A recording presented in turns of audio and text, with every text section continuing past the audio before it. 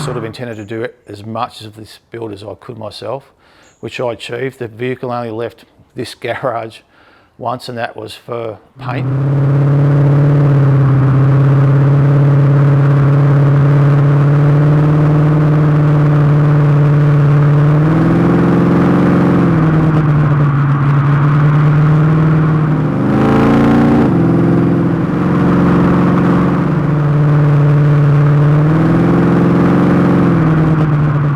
Hi, I'm Brendan and this is my 72 Cuda.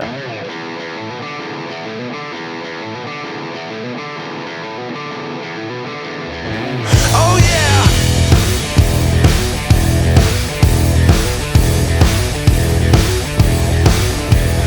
Going through my head like a jet plane, going with the lights on. Turns out it started with a fight tonight. See me in the car going right to your door. 5 minutes later, I'm down on the floor. I got this car from, well, I started searching for it on the web and eventually found a car that I thought was pretty good and I liked from Wyoming. And I ended up getting American Hemi Speed Center to help me import it when I eventually did get it. So yeah, I sort of took the risk of buying it with only seeing pictures. Yeah, it was pretty good when I first got it. It was a gold coloured car with black highlights on the outside and a black interior. And when I did get it, I knew straight away that I was going to leave it the way I got it. So I ended up building a rotisserie, ended up stripping it, taking that to Ballarat to have it medium blasted. When I got it back from the medium blaster, it only had 2 little spots of rust in it, so I was pretty wrapped. They were about the size of a 5-cent piece, one inside the door and one in the gutter for the boot. So yeah, it was epoxied, and then sort of everything started from there. I didn't know how far I was going to go with the car. My intention was just to build a nice street car that presented well. Maybe things snowballed. I'm a fitter by trade, so I sort of intended to do as much of this build as I could myself, which I achieved. The vehicle only left this garage once, and that was for paint. A mate painted it for me. His name's Dom Stilatano. We hired a spray booth to do it. So yeah, so nothing on this car. It's not a professionally built car. So pretty much everything that you see here, bar the exterior paint, was done by me. It was a big learning curve for a lot of the stuff. I just took my time. Some things I had to do twice. Yeah, I was sort of pretty wrapped the way it sort of came out. So I've actually had it for quite a while. So the trend at the time when I sort of got it was a pro touring sort of look. So that's sort of the way I went with the car. If you compared it to a normal Cuda, there's like obviously a few differences. So I've shaved the side markers. I've deleted the original mirrors. I didn't like them, they were too bulky, so I've made up brackets and put motorcycle mirrors on it. The striping on it was inspired by hockey stick stripe that came on the 70 Cuda, so I took that stripe and I've redesigned it and had it recut in vinyl, so it's completely different. Same with the hood. The 72s came out with a V21 code hood, which was a bit weird. It was a negative of what this layout is. So it would have body colour on the outside, and red would have been where the white stripes are now. And I didn't really like that, so I just changed that back to a more traditional 60s, 70s muscle car sort of look. They came out with a silver grille. You could get colour coded, so I changed it to a colour coded grille, just to try and not have it sort of so busy with all different colours on it. The rear tail panel was blacked out on Cudas. I've left it body colour as well to, yeah, once again, just to keep it a little bit more of a cleaner look. Yeah, I think that sort of covers sort of basically the outside of the car. Because I was building it on my own and I was just doing it in my own spare time, it sort of took a while. I actually really enjoyed the build process because I did everything myself. I just used to plod along in the garage and just do what I could, and I didn't really have a set sort of deadline on the build.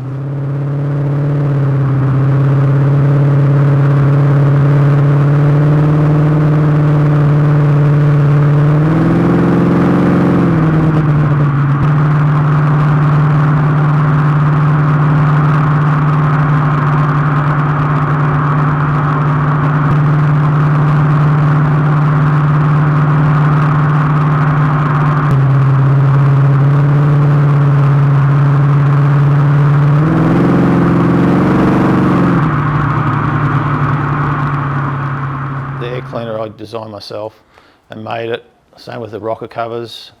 Same with there's heaps of stuff on there that's I've done and machined up myself, or I've designed it, measured it, and then I've had it machined for me, like CNC machine. So if you have a look in the engine bay, I didn't want to go for any branding on the engine, so there's no branding on the engine. Even the Edelbrook heads, I made covers for the front of the heads to hide all branding names on it, so it's sort of just a real clean look. But if you looked at it, you probably wouldn't know, but yeah, so a fair bit of effort went into that. Because I love the rally hood, it's got a high-rise dual quad manifold on it, and when I built it, I did have an Edelbrook oval manifold on it. It just wouldn't have fit under the bonnet. And I didn't want to cut a hole in the bonnet because I reckon they're one of the nicest looking bonnets on muscle cars that come out at the time. So I ended up having to drop the engine mounts a bit and ended up making my own air cleaner so that I could fit it sort of all in there without chopping up the bonnet. And because I built the air cleaner, I just thought, well, I may as well start making some other stuff. So I made the rocker covers. It's got an Indy dual quad manifold, so I ended up just grinding off all the labelling and all the information on it, smoothed that out, and then painted it silver. I ended up making the top plate for it for the, so it's got dual Barry Grant 625s on it. So I made a newer top plate for the manifold because I didn't like the one that came with it. And then because I made the air cleaner, it's a sort of a main feature on the engine. When I went to run the radiator hose sort of going out to the side to go around the air filter pods, it just looked unbalanced, I suppose. So I ended up modifying a Toyota Sora radiator, and I ran the top radiator hose between the two pod filters just to give it a little bit of balance. I didn't like the look of the radiator either, so I ended up wanting to make a filler panel that went over the top of that, and I sort of really didn't know how to go about it, so I tried making one out of sheet metal.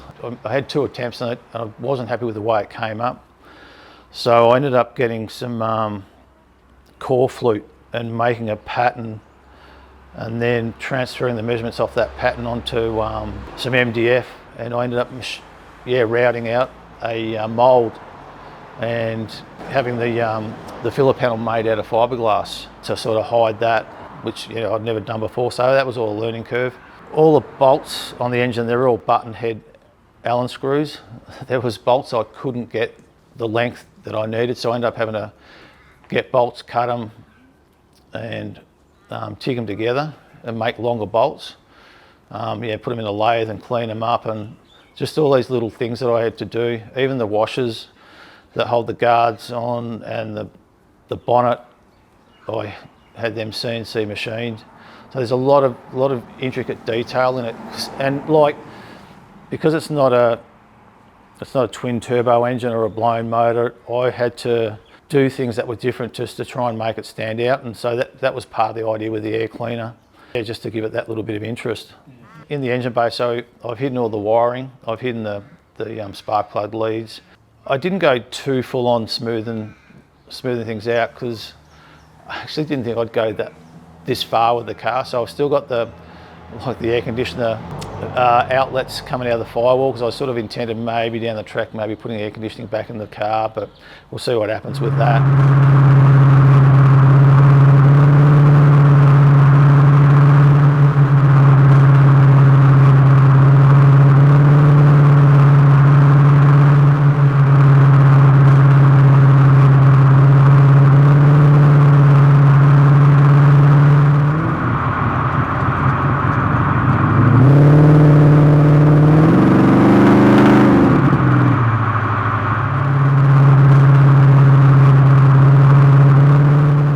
So with the interior, the original interior was black, and when you look inside the car, everything was black. It was just a black mass, so you couldn't really see any detail. And because I'd done the outside with white, I thought, well, I may as well change the interior colour to white. And so I just bought a kit to recover the seats. So I recovered the seats, new carpet, Yeah, so everything I sort of did myself. I'd never done a hood lining before, so I bought a new hood lining and I put that in. Same with the parcel shelf, I just covered that. Because I had it all apart, I had the dash out, I colour coded the dash red and had the dash top recovered in white. Cudas had like a rally gauge set in them and they were black faced. I thought, oh, I've got to change that up a bit, so I pulled the gauges apart and I changed them to white face. And yeah, so that was a bit of a surgery doing that. Put it all back together, so that sort of looks different as well. Column I painted red as well. Yeah, so it's sort of basically a red and white interior now. But I sort of did it in a way where if you looked at it, you could probably nearly think it might have come like that from factory. And that's sort of the outlook on the car itself. I didn't want to go too crazy with it. If you look at it, you think, oh, that's how that car may have come if it had like the factory wheels on it. It's not an outrageous colour. Everything's just been done, I suppose, tastefully.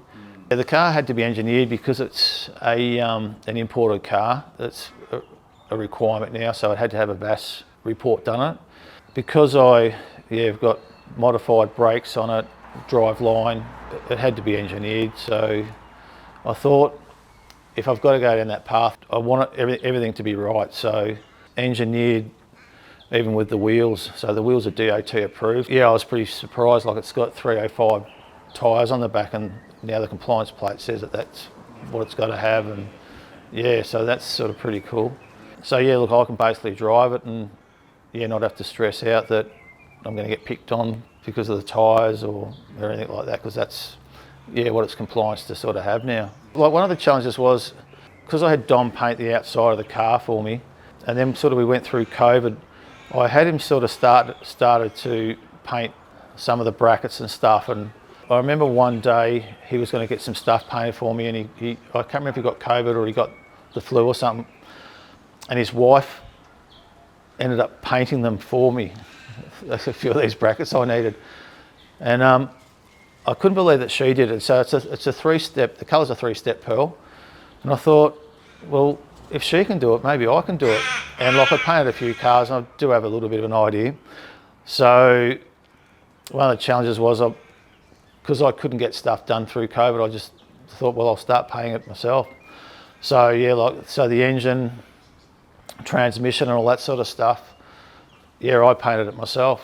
Some stuff I painted a couple of times because I wasn't happy with the way it came out, but yeah, that was a bit of a learning curve. But yeah, so now the next car I do, I'll probably do all the painting myself,